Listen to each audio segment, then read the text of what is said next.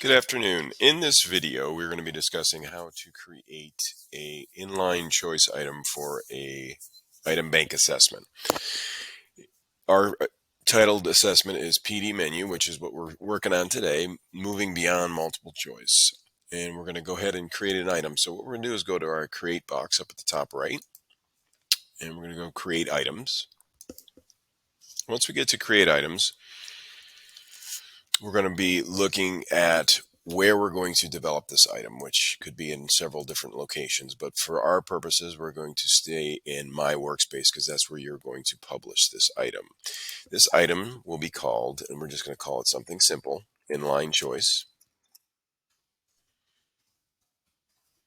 And we're going to pick the subject area. We're going to say ELA. And we're going to pick another grade level, which you'll have to do.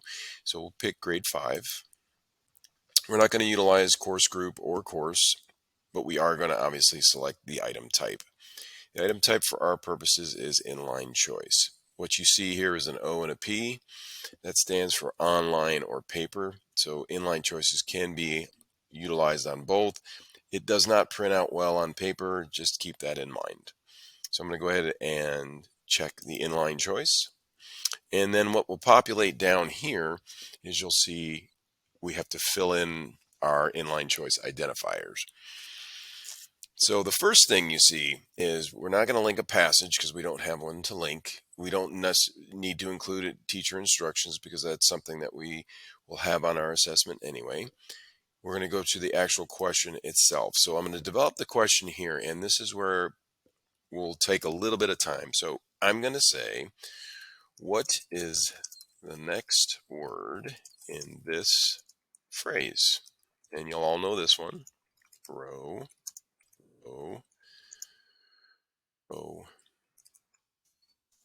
your, and we're going to leave it blank because that's where our inline choice will be.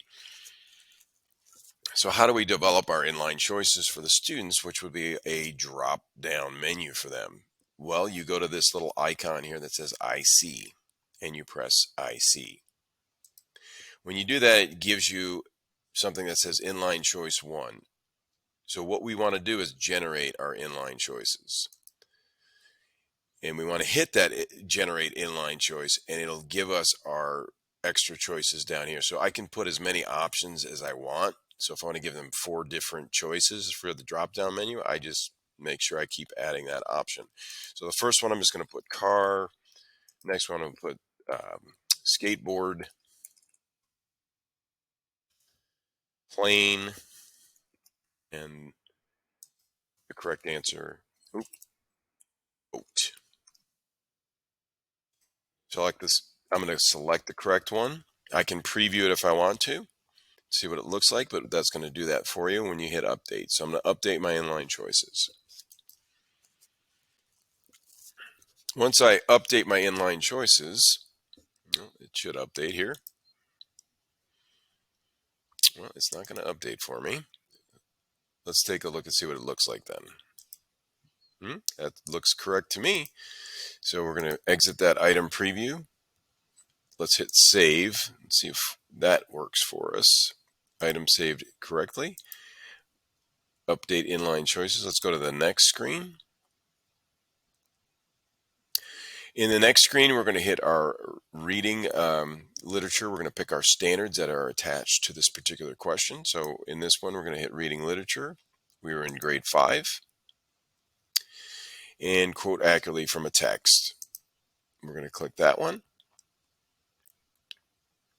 Hit next. These are your options for this specific item. Now, I always leave these alone because you want to do it for each individual item. You want to do it for your overall assessment. So when we do it for the overall assessment at the end, you're not just doing it for this specific item. So when you actually go back to your assessment screen, the overall assessment, that's where we'll mess with these options. But for right now, we don't want to do that with the item because then you're attaching individual options to each item and you don't want to do that. So as we move forward, we look at this and we can look at all this. We're not going to worry about this. If you're not going to use paper, then you can uncheck that. Go to your next screen. And you'll be able to review everything and see what it looks like. You'll be able to see what it looks like to the student. The correct answers listed for you in the bottom left corner. So it all looks good. You can preview the item with a PDF, what it would look like if you did print it on paper. Over here are your item properties. It lists everything from the item type to what type of question it is, the subject area, the administration method, and who created it, and so forth. So you can kind of scroll down that. You can certainly go to the properties if you'd like and select the depth of knowledge, which if you wanted to, you could go recall. You could use Bloom's taxonomy. You could say remember. You can hit save, so it saves it. And then if you go back to the items property screen, you'll see that these are updated over there. This one thing I did want to mention is the pilot. It's listed as no. If you wanted this to be a pilot item, you could utilize that and put it as a pilot item to see if it's actually an effective question, where you could have your students take the question, but it wouldn't count toward the overall score. Once you're done with that, you hit publish the item, publish and exit because we want it to be attached to our assessment. You hit the item bank, which is your workspace where you want it. You hit publish. Once it publishes, you can go look at the items within your assessment, and you should see that item already automatically once you publish and exit in your assessment. These are ones we created, but there it is. The inline choice, it's sitting there right there, and you can always go back and edit this item if necessary. I hope you found this helpful, and we'll talk to you soon.